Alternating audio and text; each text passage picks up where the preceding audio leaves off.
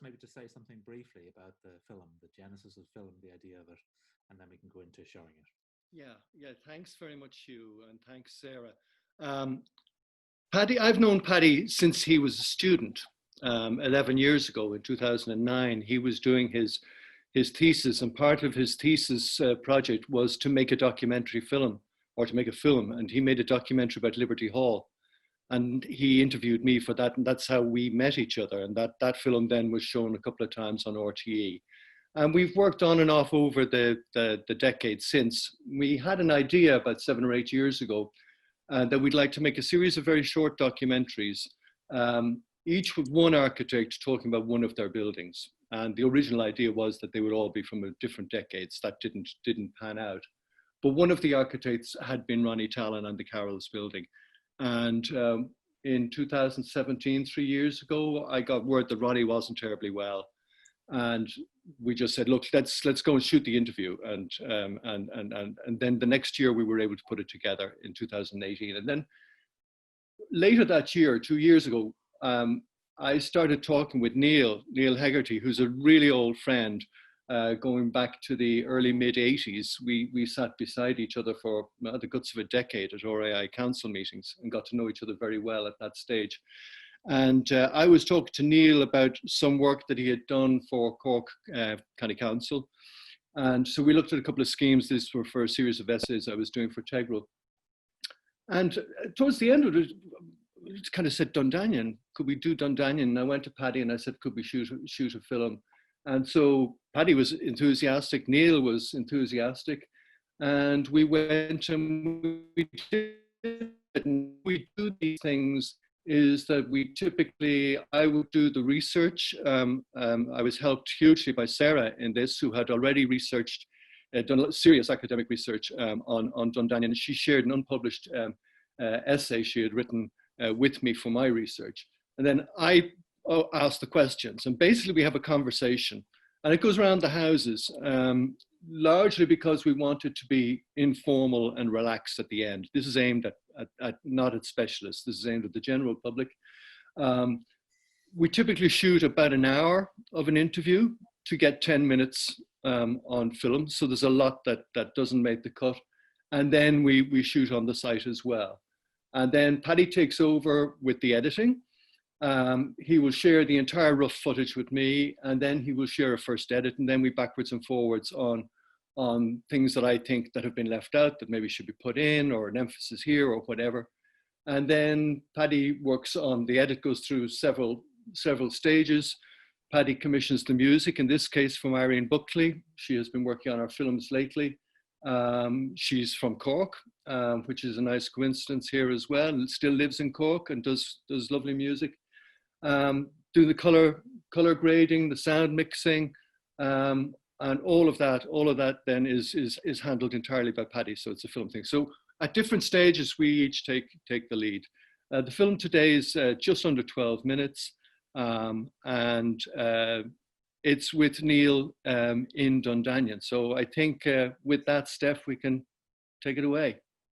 Just maybe before we do that, Shane, you're saying that after this, it's going to be shown in Istanbul. Oh yeah, it has been selected for competition at the 14th Istanbul International Architecture and Urban Films Festival, which is being screened all of next week. Dundanion is slotted for a Monday screening in Istanbul. It's down to 55 films in competition from 780 films that were submitted from 84 countries around the world. So we're very pleased with that. Yeah. So that will be it's kind of the next time it's shown, but this is the world premiere, if you like. Nobody, not even Neil, has seen the film.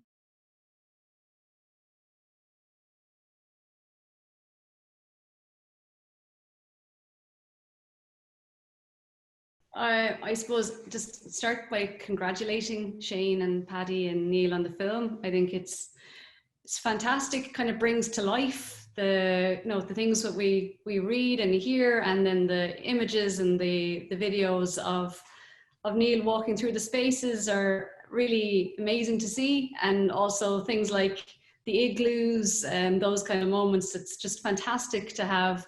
I think it's a great record for people who live in Dundanion, people who want to know about Dundanion.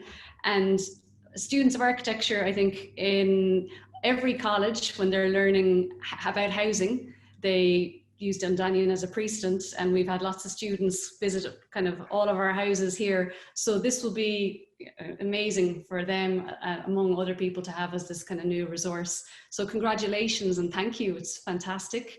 I'd like to thank Tom Hegarty as well, because without Tom's work on the photographic archive, both the photos that Neil and Angela took on their honeymoon trip in America and the pictures of life over the years in Dundanion, we wouldn't have been able to really bring that whole part to life.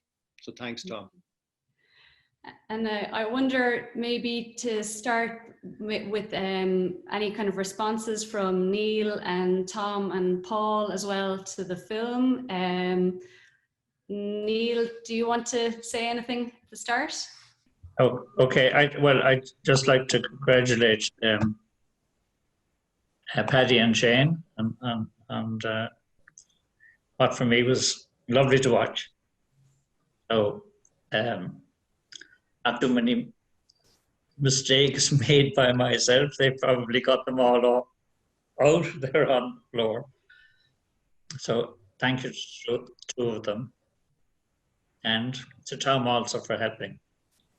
Tom, do you want to come in there? I don't know if you need to unmute Tom, maybe. Can you hear me? Yeah, we can hear you. Okay, great. Yeah, I was talking to my father the other day, and he was saying that he thought he had said everything there is to say about Dundanion. But luckily I've got a good few things to say. Yeah, I think, yeah, the film is fabulous. I was trying not to smile all the way through it, really. It's great to see, you know, that the work that's been done on it. And I also love the pictures of Neil walking through. I've seen everything else on the film except for that, almost. And also the photographs. Paul did an awful lot of work on those as well. In the background, scanning. Paul and my brother John as well. I think you know, besides talking about the film, I think I live in Dundanion as well as a number of people that are here. And one of the things I have found about Dundanion that's interesting is, and what was mentioned in some of the emails that I saw in the last few days, was Dundanion as a lesson or as a type of building, of housing scheme, and you know, whether it's a relevant one for today. Having lived there now, I'm not sure if my father was thinking about boats when he was designing Dundanion. But for me, there's a lot of an analogy between living in a boat or something that you can't get out of, that you can't extend, that you adapt as a person to. And from that point of view, it's been interesting living in Dundanion.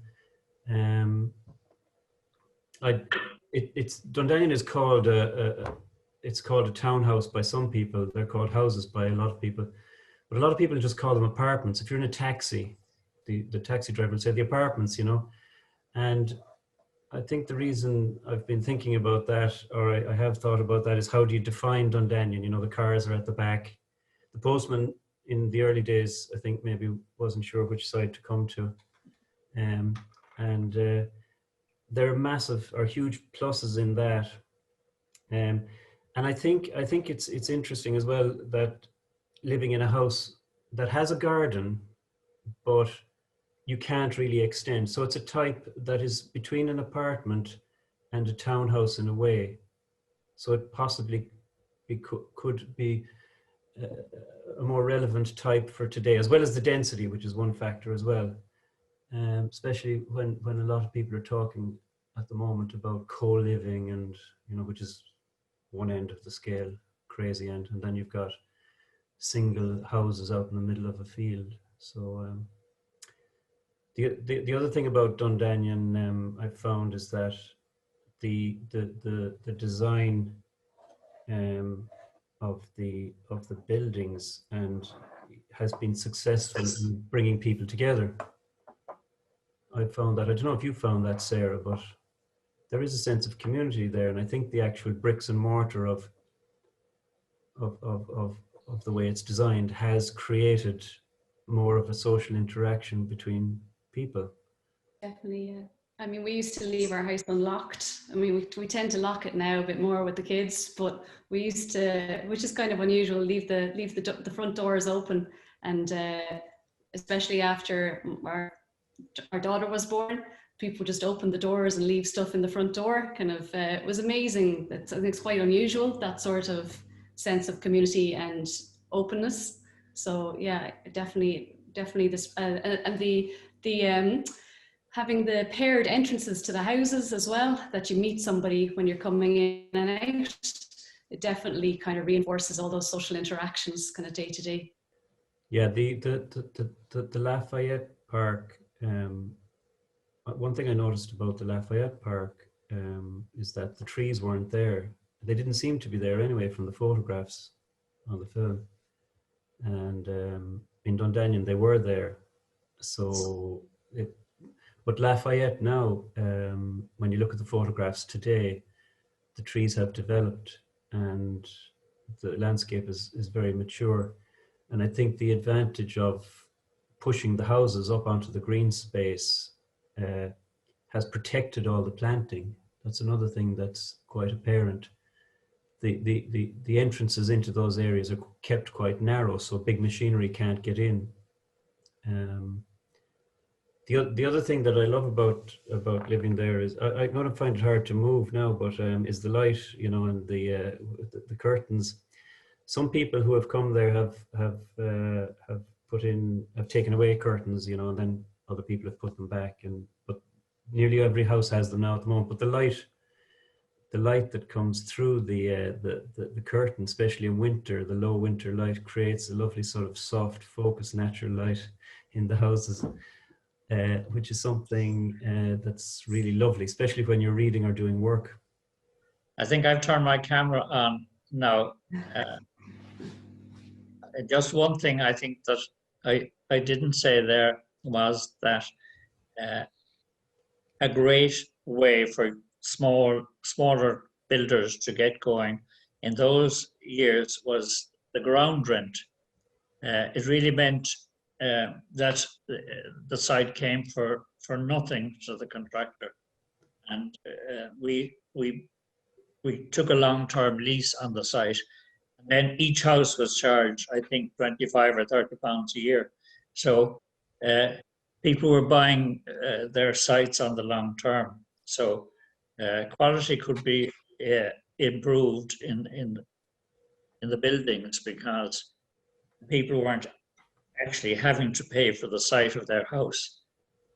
It was paid on the long term. And I think without that is now abolished, I think, since the 1970s. It was a great way to get going in the building of houses. Yeah, currently the ground rent is still being paid. The Residents Association is quite strong. There's quite a few residents here now that are on the Residents Association. And there's a new act called the MUDS Act, and there's a company set up and everything to run the place. It's been taken in charge, and it's also been made an architectural conservation area. All 36 of the houses are protected individually, but it's within an architectural conservation area, so the shared areas are protected also. And at the moment, the Residents Association are preparing a plan, a conservation management plan, which has got heritage funding, and that plan is being finalised and is going to be published. And the idea then is that there will be the whole of Dundanion will be conserved. A lot of the paths and that need repairing, but that it'll be done properly under the rules of the conservation management plan. There's one other thing that was important to me, my belief that sight lines on roads encourage speed. So in Dundanion, I think I'm trying to think back now, 50 or 60 years, that Dundanion was actually applied to the county council for planning permission, because at that stage, Blackrock was still in the county. And I think I might have the county architect, Pat Sweeney, to thank for actually being allowed to build the roads without sight lines. That, of course, meant that it couldn't really be taken over until recently now. But I do still believe if you can't see around the corner, that you automatically stop to go out slowly and look around the corner. And I think that has been a success, and something I think I mightn't have mentioned before. Yes, I remember seeing Neil in one of the old photographs that we used in the film, the one that has the glass globe lights onto the road. There's a speed sign, I think, on the side of the wall, and I think it says 10 miles per hour. That's right. Could I ask a question about, maybe to Neil, about the first wave of residents? I mean, first of all, I'm just wondering if there was a sort of a type that moved in. In other words, was it mostly young families or young couples, or what was it? And second of all, I mean, back to this discussion about whether it's an apartment or whether it's a townhouse or whether it's a house. Did people immediately understand how to use it, if you know what I mean? Like, as in, use the shared garden, I'm thinking particularly the shared courtyard, or did it take a while for people to adjust to what was quite an unusual type for Ireland? Well, we were lucky in that my father, my grandfather, my great-grandfather had been builders and joiners around Cork. So many of the people who bought the houses were clients of them going back to 50 or 60 years. There were architects, of course. One was Jim Barry of Kelly and Barry. He lived there on the riverside, and his brother Peter, who was a well-known politician in the Times, I once said, he just came to buy a house, and he said, "I'll take anyone in the courtyard opposite Jim's courtyard. I'd first let Jim live in his courtyard." And then he picked the one with the tree on the main road. So the young Barrys grew up there. But there were other people like Egan's the jewelers. I think a lot of the people were people who had done business with the company over a long period and were business people in Cork and were willing to have a go at living like this.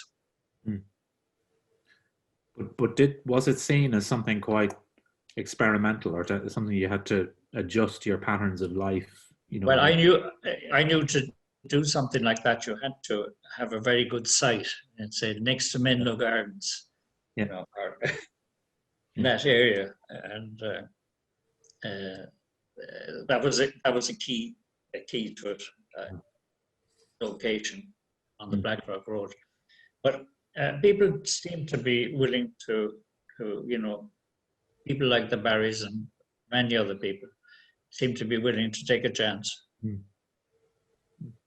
I've learned this since I lived there from the ages of one to 10, and then we moved away, and I'm back there again.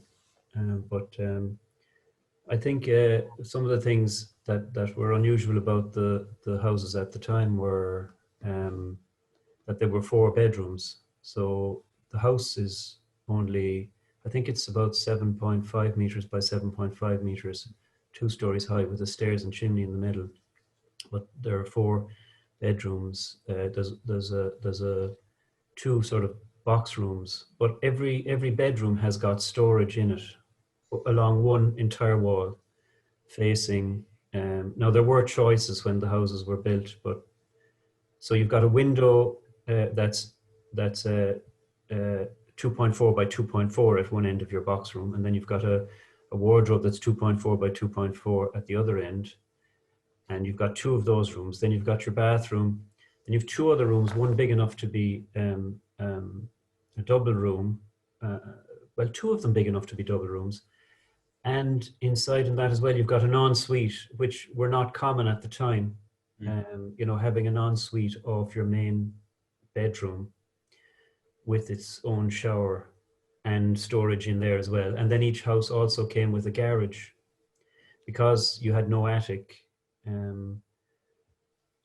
All those things were, it wasn't common to have that amount in a brand new house, you know. I'm curious about how well building systems and stuff like that have held up over the 50 years. Like I know Shane, sort of before we kicked off there, asked a question about the air-based heating system, and I wonder if there's any other sort of things like that that may have been, I suppose, experimental in the building of Dundanion, and how well they've sort of held up, like how things have changed, because obviously like the building form has stayed the same, but I think I'd be really curious about how details of the dwellings have changed, or if they have changed. Well, do you want to answer that, Dad, or do you want me to say something on that? Well, I tried to make the interiors without radiators, so decided on electric underfloor heating, which was just starting off then. And because I also wanted to underground the wiring around the site. And the only way I could do that really was with the encouragement of the ESB. So I agreed to the underfloor heating, an electric heated house, which is back in vogue again. And I also gave them the ESB a site for a transformer in the corner. Now, one of the amazing things that they did for me was that the electrical supply, about 4 or 5 wires on a pole, was traveling right across the front of Dundanion, which was going to spoil the photographs. So as part of getting the small site for the transformer, they agreed to move those wires across the other side of the road. I don't know what the people on the other side of the road talk about that. So I think the overhead wires on the Blackrock Road are still passing there,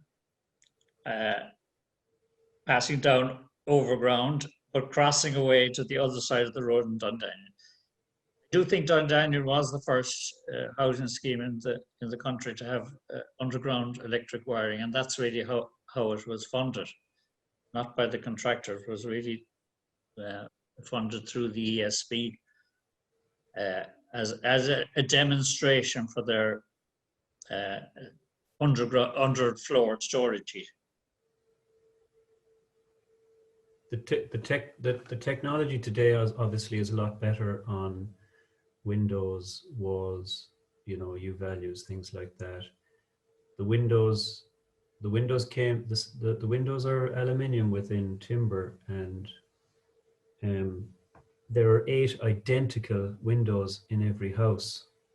So there are 36 houses. So there's a lot of economy in having the same window that many times. But it was all single glazed, and that has been a challenge.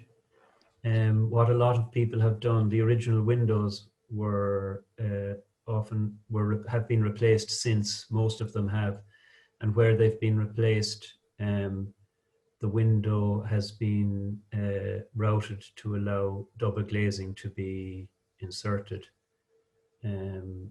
All the materials were very high quality at the time, but the chipboard wasn't great. But all the houses have replaced the chipboard in the roof since, because the lifespan of a roof anyway, you know, wouldn't be that long. And they're all putting in upside down roofs now. Some of the houses that have the single glazed original American aluminium sliders, at the moment we're doing research on that, and it looks like we're going to be putting in a sliding secondary glazing inside the original window so that it can be kept. There are joist hangers made. I think the joist hangers might have been made by the building company, but the joist hangers wouldn't have been that common then, although I think joist hangers were invented maybe in the 30s or 40s. I'm just wondering if Paul wants to come in at all, or if anyone has questions from the floor as well. We can. I think there's a lot of Dundanion residents in the group as well. They might have questions for Shane as well, or comments or anything that you want to bring up at this stage. Please just raise your hand or pop it into the chat if you do. Paul, did you want to come in at all as well? I don't know if you're... Yeah, I just wanted to say congratulations on putting together the film. It was really nice to see it. And I'm not sure if I have too much to add. I think maybe there's a couple of things that haven't been mentioned. Tom was mentioning a lot of the technological things there. I think I remember Dad saying at one stage that the joist hangers were the first used in Ireland, and when I saw them, they were definitely kind of they were, you know, builder constructed joist hangers with thin flat plate welded together and then painted red like you would normally with steel. The plan of the building is incredibly efficient. Do you know what I mean? There's a room in each corner on the first floor. It's square. I mean, the only more efficient shape for the building would have been a sphere, you know? It's incredibly, because it's kind of square in every direction. And the fact that they're terraced, of course, as well helps really a lot with heating and all that. Another little item is the exposed soil pipes and rainwater pipes on the inside. It's another kind of an unusual thing, but it's nice because they just add to the spaces where people have left them. I think some people have kind of built around them and that kind of thing, but I kind of like them. So yeah, they're just a few things that I've noticed. Tom and Dad have said a lot about them. I think that the electricity thing is really interesting. I think that the television, there was no television aerials on the roofs, and there was a little hut built, and the hut had an aerial on top of it, and the aerials were all wired underground to the houses. So that was another way of getting rid of clutter on the buildings. And those, I don't think any of those are still used, but they still exist. They're still there. Yeah. So they're just a few things I've thought of. Yeah. I do remember when I was young, when I was about 5 or 6. I think around then color television had come out, and before that it was black and white. And you know, some of the people got the first color televisions. And as kids, we used to, because of all the glass in the courtyards, we used to go around and watch other people's color TVs.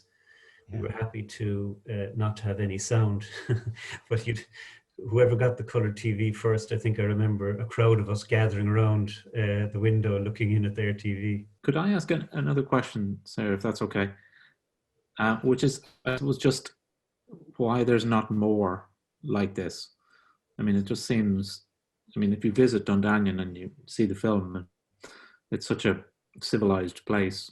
And I mean, there is a lot of innovation in the plan and in the site plan and in the orchestration of movement. But having done it once for 36 families, it seems such a shame that it wouldn't then, you know, could just be general all over Cork and then all over Ireland. I mean, that it remained a relatively, well, actually, extremely rare example of the kind of thing a little bit more common in the UK through SPAN and so on. But I mean, are the reasons for its success also the reason why it didn't gain more traction and become more common as a type? I'm just wondering, Neil, if you have thoughts on that. Well, I got a surprise reading a good few years later about the way Spain went about selecting sites for their housing. And if my memory serves me correctly, to build 36 houses like that, they would expect able to do that with a population of about 4 million. Yeah. Huh. So Okay, so it's about right, in other words. it's probably about right. Maybe room for one more now. Yeah. Yeah. Oh, really? Okay, so that's the ratio. That's what we get. Yeah. A question coming in on the chat from Sheila, just wondering, is the courtyard still used by all ages, very young and older people? I think from my experience, what's nice even over the past few months is if you're outside with the children, somebody might be inside their house and they kind of see you through the big windows and they come out and they have a chat. So I think it's very much that kind of intergenerational aspect definitely exists. I suppose the people who use the courtyards very often, there a lot of the time would be the smaller children. But I think I don't know if you want to add anything to that, Tom or Paul, but I think everybody really comes through the courtyards and uses them for different reasons at different times. Yeah, the courtyards. They talk about overlooking in housing design and security. It's an incredibly secure place, but when you're in the courtyards, you do feel as if you're being looked at by 36 or by 18 houses in each one, but it's a bit like being, out in the street or in a cafe on the side of the street. You don't feel intimidated, but you do feel overlooked, and for that's quite a good way of keeping security. Yeah, the courtyards are used. They're quite formal in a way.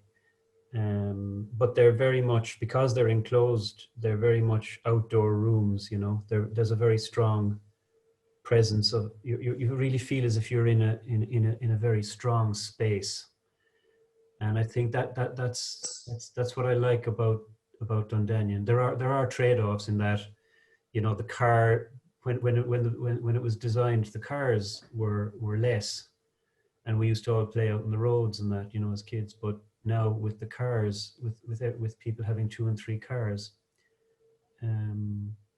there are a lot more cars there, so that's a bit of a challenge. Yeah.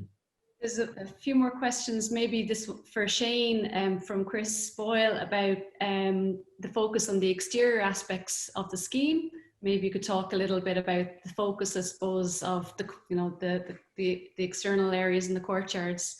And he has a question for Neil then afterwards about the value of travel and seeing buildings as opposed to just kind of studying them as part of your architectural education, and a question about the gardens. But maybe, Shane, if you wanted to say anything about the focus of the film. Yeah, very briefly, Sarah, I guess with 36 houses, if you start looking at the inside, you're going to get 36 different realities of what lives lived in Dundanion are like. And that could be a good film, but it would be another film. What we were really interested in, and what I think Neil was interested in, and what seemed to me to be one of the most striking features of Dundanion Court, was this common space, which is what we've called the film. And so that's why we focused on that. We think that the collective is too often overlooked particularly in private housing. And that was where we chose to put the emphasis. And in 12 minutes, I think you got to pick one point and just try and nail that. Great. And Neil, maybe about kind of travel for architectural education. If you could touch on that, it'd be great. Well, my first trip abroad to look at buildings was to go to the World Fair in Brussels in 1958. And I did learn something there. I learned that a bidet was not for washing your sore feet in after around light all day. I do believe it's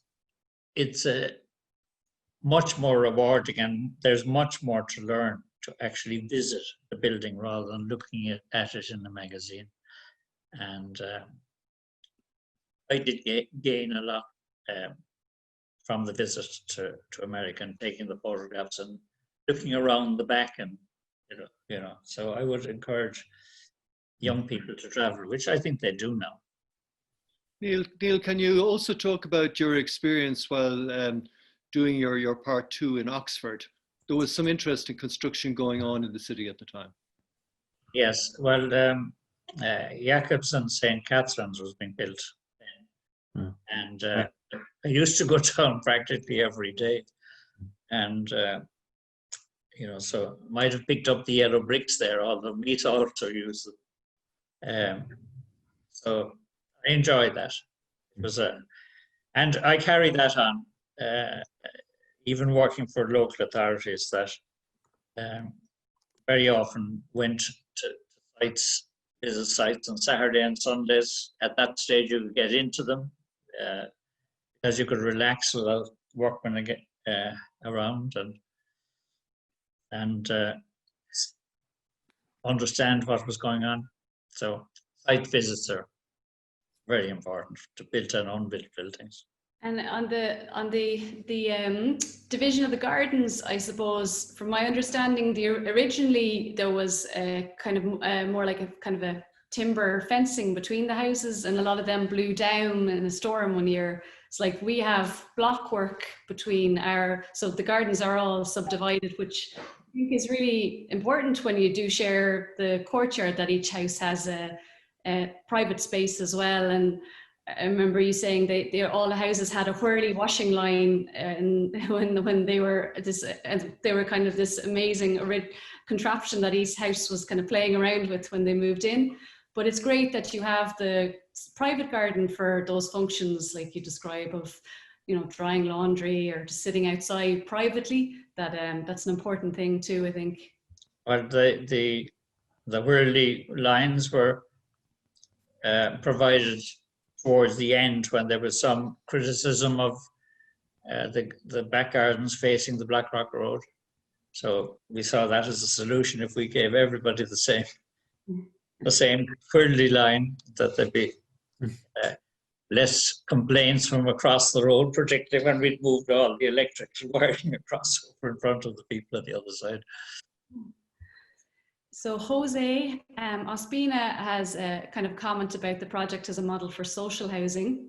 But he's saying, how it could have issues with Department of Housing guidelines.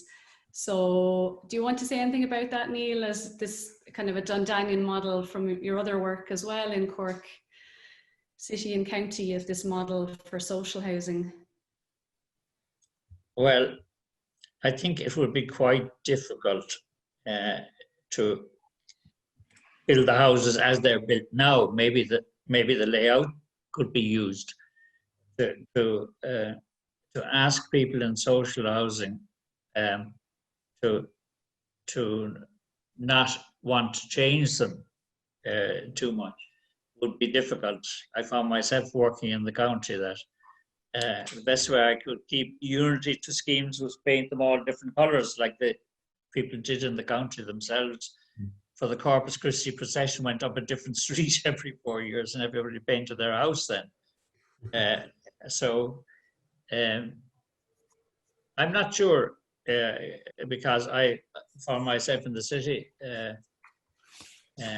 dealing with housing there, the refurbishment of system-built housing, and to get people talking together, which was, I thought, very, very important. We gave people options with the finish of their houses, and in Dundanion, of course, there were no options really. But I'm not sure if it would work in social housing. It might, but it would need a lot of persuasion. The layout would probably work. So there's a lot of comments coming in on the chat, kind of congratulating you on the film, Shane and Paddy, and on the choice of subject of the film and the judgment of it. And Louise has a comment about the houses being like a Georgian terrace. I know people have kind of picked up on this before as well. I don't know if you want to say anything in relation to that, Neil, about, was there anything in your thinking about them being like the neutrality of Georgian terrace or anything like that? Well, I do think that there are some Irish connections to the scheme rather than just American ones. And the Georgian Square is one. And also, as Tom mentioned there, being able to drive up and park your car at the back door and go in is probably another, which I think you can do in many Georgian schemes as well. I have done other scheme, housing, social housing after that, where I've used the Georgian Square as a model. So I think it's a very good model. Yeah, if anybody, Sarah, would like to find out more about Dundanion, we're the committee, Kevin Gartland is the chairman of the committee, and we're doing a lot of work on putting together information on Dundanion, and we have been over the last number of years. We're trying to help out new buyers, and also we're trying to detail, provide modern detailing for aspects that need it for conservation. But also, if any students need any, and we have a website, and also there's you know, you can contact us. You know, we have information, like we have a video from the air, we have high quality images, we have details, and if any students are looking for information, you can just get onto the Dundanion Gmail, which is on the website. Okay. It's great. I think the time is kind of we're just after 2 now, aren't we? So I think we should probably wrap up. We could probably keep speaking for a long time, but I think this conversation has been hopefully a really good addition. All of your inputs kind of really add to when people are watching the film now. So it's great to have this as a record. And congratulations again, Shane, Paddy, and Neil, and Tom, Paul, on the film. It's a great addition to the archives and all of that information. And it's been great, and every success in the Istanbul Film Festival as well. We'll be watching it then. We might do a screening here in Dundanion. It will be nice in the courtyards.